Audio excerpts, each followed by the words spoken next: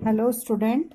आज हम आगे पढ़ेंगे। पहले हमने पढ़ा ए सेक्सुअल रिप्रोडक्शन कितने टाइप्स का होता है और फिर सेक्सुअल डेवलपमेंट किस तरह से होता है। आज हम कंपेयर करेंगे सेक्सुअल रिप्रोडक्शन को और ए सेक्सुअल रिप्रोडक्शन में कि बेसिकली उनमें क्या डिफरेंस है। जो ए सेक्सुअल रिप्रोडक्शन है उसको हम ब्लास्टोजेनेसिस भी कहते हैं और सेक्सुअल को एम्ब्रियोजेनेसिस।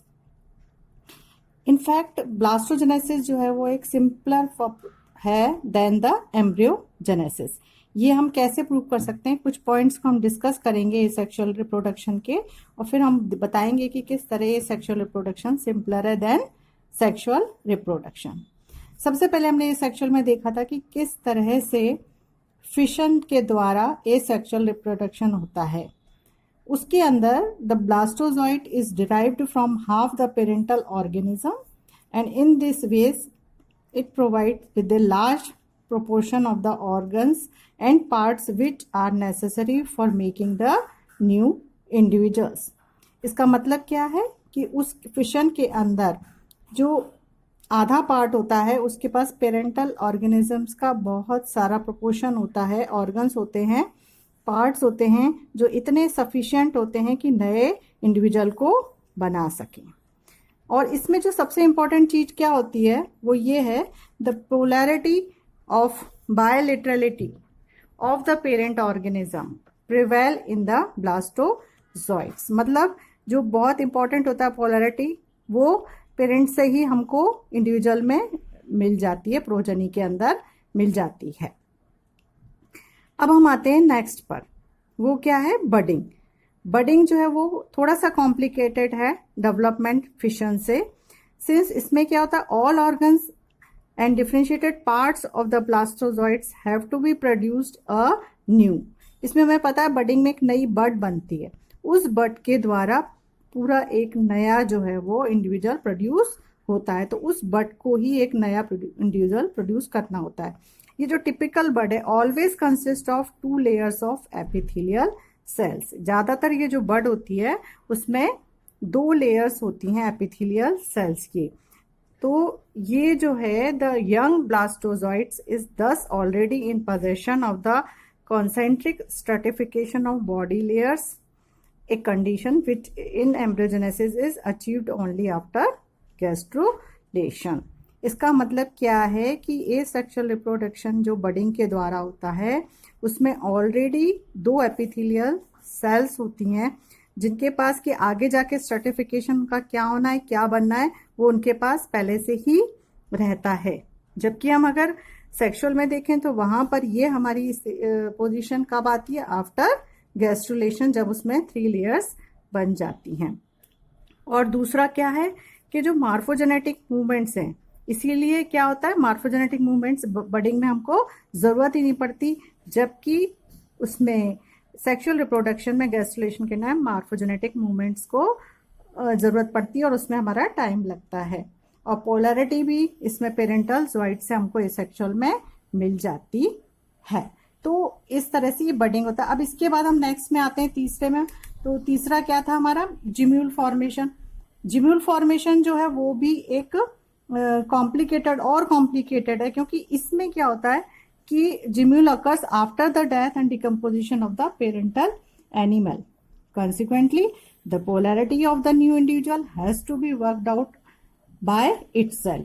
इसका मतलब क्या है कि जो हमें अभी तक 2 केसेस में क्या हो रहा था कि पोलैरिटी पेरेंट से ही मिल रही थी और बायलेटरलिटी मिल रही थी फिशन में, वो यहाँ पर क्योंकि पेरेंट जिम्यूल जो है उसकी बॉडी डिकम्पोज हो जाती है या उसकी डेथ हो जाती है, तो जो नई जिम्यूल है उसमें को ही डेवलप करना पड़ता है खुद को ही पोलैरिटी और बायलेटरलिटी। ठीक है। Further the complete homogeneity of the contents of the gemmule drives the new individual of any remnant of morphological organisation. इसका मतलब क्या है, उस जिम्यूल के अंदर जितने कंटेंट हैं उन्हीं को नए पूरे इंडिविजुअल को उनमें से ही कोई भी पार्ट को, टुकड़े को उसमें से ही बनाना होता है। तो इस तरह से हमने देखा तीनों में एक के बाद एक कॉम्प्लिकेटेड प्रोसेस होते चले जाते हैं। अब अगर हम सेक्सुअल रिप्रोडक्शन की बात करें तो उसमें किस तरह से ये प्रोसेस स्लो रहता है और किस प्रकार से ये सेक्सुअल से थोड़ा डिफरेंट हो जाता है। हमें पता है उसमें गैमेट्स वगैरह बनते हैं, तो वो प्रोसेस जो है वो थोड़ा सा अलग हो जाता है। इनिशियल स्टेज में इन एम्ब्रियोजेनेसिस सेक्सुअल में क्या होता है, single cell, therefore a period of cleavage is necessary which brings the system into a multicellular condition। यहाँ पर क्या होता है, पहले एक सिंगल सेल होती है और उसमें फिर क्लीवेज होती है जो कि एक टाइम टेकिंग प्रोसेस होता है, और फिर वो किस में आती है, मल्टीसेलुलर कंडीशन में। जबकि एसेक्सुअल रिप्रोडक्शन में इनिशियल सिस्टम में ही ऑलरेडी मल्टीसेलुलर होता है, इसलिए क्लीवेज जो है वो फॉल्स अवे, उसको नहीं होना पड़ता है। अब in asexual reproduction, the initial system may have the cells arranged in more than one layer and this makes gastrulation dispensable। जैसे हमने पहले देखा कि asexual reproduction में क्या होता है, पहले से हमको 2 लेयर मिल जाती हैं, तो उससे क्या होता है कि ऑर्गन फॉर्मेशन उनसे इनिशियल स्टेज में बन जाता है। लेकिन यहाँ पर सेक्सुअल में गैस्ट्रुलेशन के बाद ही होता है, तो इसका मतलब है एसेक्सुअल में का जो है वो डिस्प्लेस्ड हो जाता है एसेक्सुअल रिप्रोडक्शन में ये गैस्ट्रुलेशन की प्रोसेस। दस the main period of development include organogenesis, differentiation and growth. मतलब एसेक्सुअल में जो मेन टाइम हमारा टेकिंग है वो क्या है, डिफरेंशिएशन, ऑर्गेनोजेनेसिस और ग्रोथ जो साथ में होती है। जबकि सेक्सुअल में उसमें क्योंकि सेल पहले इनिशियल स्टेज मल्टीसेलुलर बनती है, उसके बाद उसमें लेयर्स बनती हैं और फिर उसके बाद डिफरेंशिएशन, ऑर्गेनोजेनेसिस और ग्रोथ होती है। और एक और जो हमारा पॉइंट है वो क्या है, in asexual reproduction in given environment the organisation of the animal body is entirely determined by the hereditary constitution of the species specific cells. Asexual reproduction में क्या होता है कि जो मेन पेरेंटल बॉडी का हेरिडिटरी कॉन्स्टिट्यूशन होता है specific cell का, वही हमको एंटायरली वैसे का वैसा मिल जाता है। लेकिन सेक्सुअल में क्या होता है, वहां पर क्योंकि 2 गैमेट्स अलग अलग आते हैं, जेनेटिक उसमें पहले से हमको मिला होता है, तो शुरू में चाहे इनिशियल स्टेज डिफरेंट हो लेकिन एंड में हमको वैसे का वैसे ही पेरेंटल टाइप का ही इंडिविजुअल मिलता है। तो ये तो बेसिक डिफरेंस थे, किस तरह से दोनों प्रोसेस अलग हैं। अब हम बात करेंगे कि क्या सिग्निफिकेंस है एसेक्सुअल और सेक्सुअल रिप्रोडक्शन का।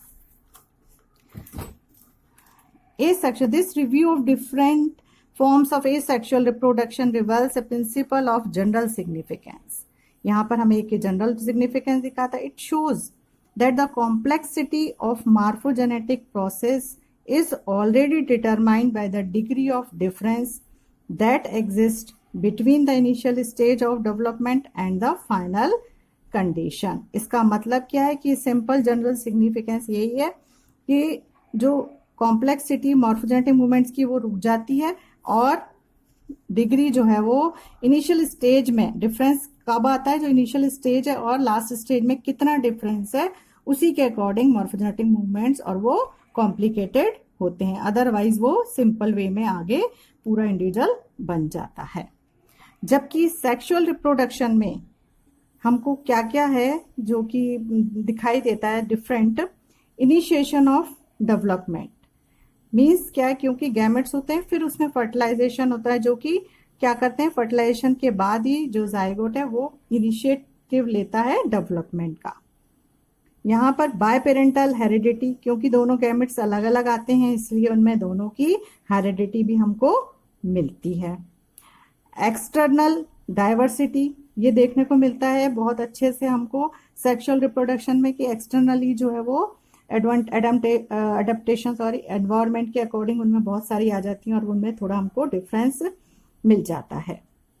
चौथा है इंक्रीज ऑफ फिगर और हिट्रोसिस इन ऑफ स्प्रिंग्स। ऑफ स्प्रिंग्स में क्योंकि वो अलग अलग उससे आए होते हैं, उनमें रोग प्रतिरोधक क्षमता बहुत अधिक होती है, उनमें सहन करने की शक्ति अलग होती है।